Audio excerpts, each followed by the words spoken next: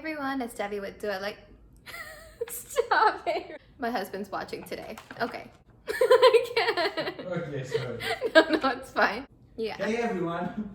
Please, come do the intro. What the fuck? You're recording? Yeah. Hey everyone, it's Debbie with doilikedebbie.com, a lifestyle blog helping you to do more and save more. And more recently, of course, if you've been following my videos, someone that's with you on this immigration journey. So it's been a while. Thank you for your patience. So I have an update. Finally reunited with my husband in the United States. So here he comes. Oh, come on. They don't have all day. Guys, how are you doing? And hello. What? And okay, so I was gonna bring him onto this video a little later, but now it's just perfect. yeah, okay. So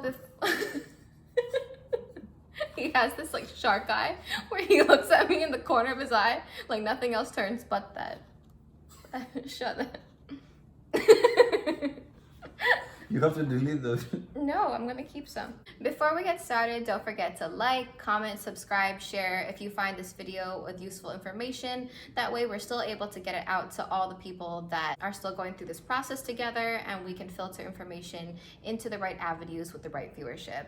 Yeah, so please like, comment, subscribe, share, just so that you can stay connected to the community that we've built on here. So our lives together are just starting, but of course, as you probably know, the work is not over once your foreign spouse makes their way into the United States. There's a lot of things that you'll want to do to acclimate your foreign spouse to life in the US, whether it's getting a driver's license, job searches, since I know those are like way different and like way more cumbersome here, and even moving, since we'll be doing some moving. So anyways, stay a part of the updates, and thanks for being here. Thanks guys, thanks a lot to be here. All right, so to recap from the last video that we left off at, my husband had his interview on Monday, August 3rd at the London Embassy. That Friday, you had your visa returned in hand. Yeah. So over the course of that week, it changed. I think by Wednesday, there was an update in SEAC where it said from like in processing or in transit, and then it showed ready. And then you had gotten tracking? Yeah, I had the tracking number, so I would track. But on Friday, it was not saying that it was delivered. Yeah. So I had to go to the post office, to the place that I had to take my passport. Yeah, so every embassy will be different, but as far as London goes, and maybe there's some similarities, but not always will tracking update to show that it's like ready for pickup, because we had selected a courier pickup, so he would go in person. But that Friday, he was still waiting around. You were like waiting at your coffee shop that you like. Yeah, I was waiting, but then I decided by myself, like just to go over there and to have a look. Maybe they had already delivered, since I didn't have any update that day. Yeah. So just be really proactive about everything, because like you had to go around the back, like it wasn't even open, the door. Yeah. It was just some, it was looking like a warehouse in front, and they had some delivery vans over there. And I asked where is the entrance, and they told me that it's on the opposite side, on the back of the building. If you don't really find it like an easy way, you just need to ask. I think is the best option. You ask and you're gonna find a way. Yeah, like even if it's knocking on the doors, because especially if you had a flight already planned, banking on the fact that you get your passport back, you know, it's crucial to get it in time. So basically you got that.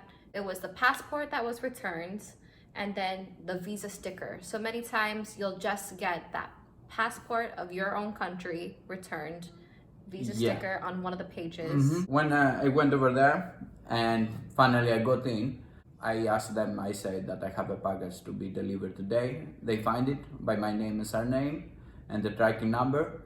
And then before I left the building, the guy that was serving me over there, he told me just to check if it's everything fine and this is my passport and it's not any mistake. So I checked and was everything fine. Was a sticker on CR1 on the passport. In our case it's CR1. Yeah, for us it was just the sticker and the passport. Sometimes they'll give you a different package which you won't open. The border officer, once you come into the United States, will open it for you. But because everything's becoming so digital these days, especially London and maybe depending on what embassy, we didn't receive anything back in the courier but the passport with the visa sticker inside one of the pages. Whoa, that was part of it.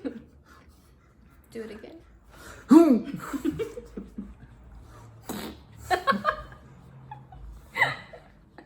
Okay, so that was yes. This is the wrong channel for that. Sorry, guys, just subscribe to That's My Day You have to give them more information. on YouTube.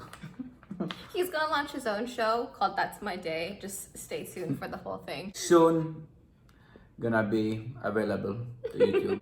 Okay. Ron, I hope you don't upload this. Maybe I will. No, fuck that shit. Okay, so that visa was returned back to you on that Friday. So again, Monday the 3rd, Friday was like the 7th or something. So, you know, the business week that it was from interview to visa, passport back in hand. And so you spent the rest of the month wrapping up things at work. And then we went on a trip. So that's why I haven't updated for a while. And that's why you didn't hear about our port of entry experience up until this point. So we went to Albania. Luckily, United States citizens can still get into that country. No COVID testing, quarantine.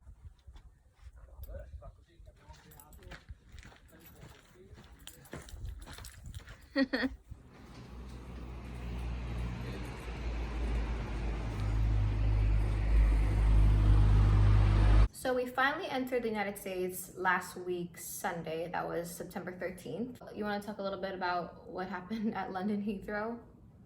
I meant nothing really except for the fact that he had been to the US to visit on the tourist visa 2 times during this whole pandemic situation. And you seem to have an easier time coming in on that versus the CR1. They just asked a little bit more. Yeah, it was just a bit more questions about it, like, but since it was my wife with me, it was fine. Just they keep us a little bit longer in line. Yeah. Till they verify everything, and then they was able to print my ticket. I called the woman that make the ticket. She Like the ticket agent. Yeah, ticket agent. She was fine, and then when I had just to board on the plane, was a U.S. representative over there, and was asking me questions like, "Oh, is your wife your boss?" or those kind of questions. Like, I like fuck off. We just Yeah. we just said yes.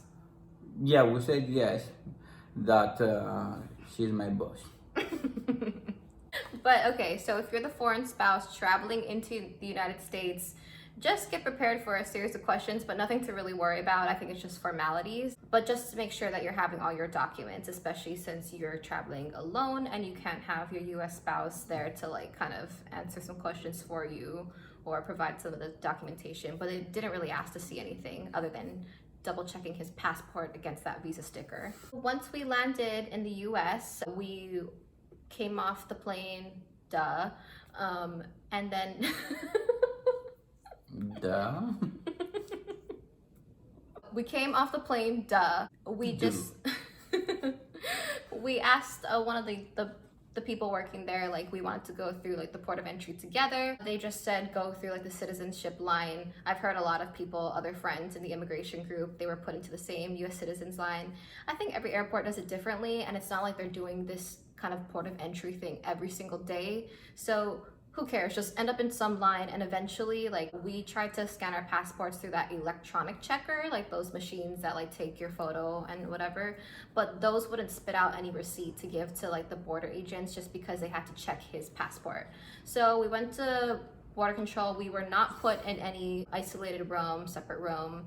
I'm not sure if it was because you and I were together or what the deal was. The agent literally just stamped the passport. Yeah, just stamped it. Yeah, close where was the sticker, just on the different page, like next to it, and just put the number of CR1 of our case, and that's it. He didn't say anything. He didn't give any info, like when questions. I'm gonna take my work permit, or when I'm gonna receive my green card, or like to make me any questions. Yeah. It was like just a non-silence entry. Yeah, it was a library in there. I don't know if it was because we came in late and they were tired or what. Again, I don't think they do this every single day, so it's not like they're like completely trained every single time and like so ready. Or silence entry. Yeah, but we had no questions, not that we cared, but also no information following it, like you said, about when you receive anything, social No. security, work permit, I No. mean, That's how card. Yeah, it was like too easy, and then just too you easy. wake up with questions when I'm gonna get that. Yeah, that's pretty much it. So that was our port of entry at LAX. Oh, well, he did spend some time putting in information into the database. So hopefully what happens is he like at least alerted Homeland Security that you have arrived, kind of thing, to generate again the issuing of the green card and the social security. Don't put the crap, okay? What? Don't put the crap of me over there. It's with me too.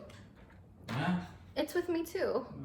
So don't forget, the visa sticker that's in your passport acts as a temporary green card until you get that green card in the mail. So you'll get that and the social security. Okay, so it's been like a week and a half since we entered the country. Still no social security for us. One friend from the immigration group said that he received his 10 days after port of entry. So it really comes down to like how busy your local social security office is.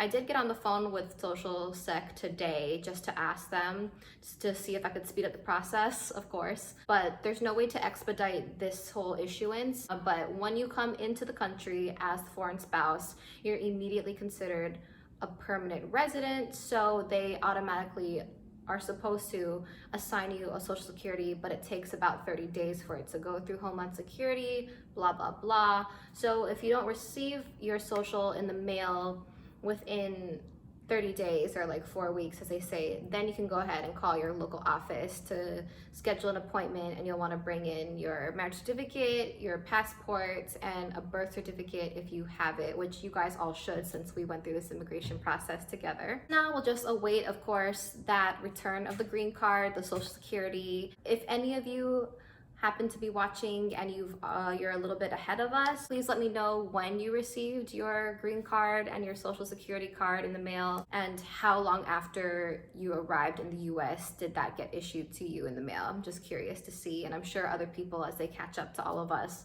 will be curious to see timelines on that. And of course, we hope that you're able to be reunited with your family members soon. We'll keep updating and doing new videos since, of course, coming into the United States, as I mentioned at the top of this video, trying to acclimate your spouse, whether it's, again, getting a driver's license, job hunting, that's a whole thing in itself.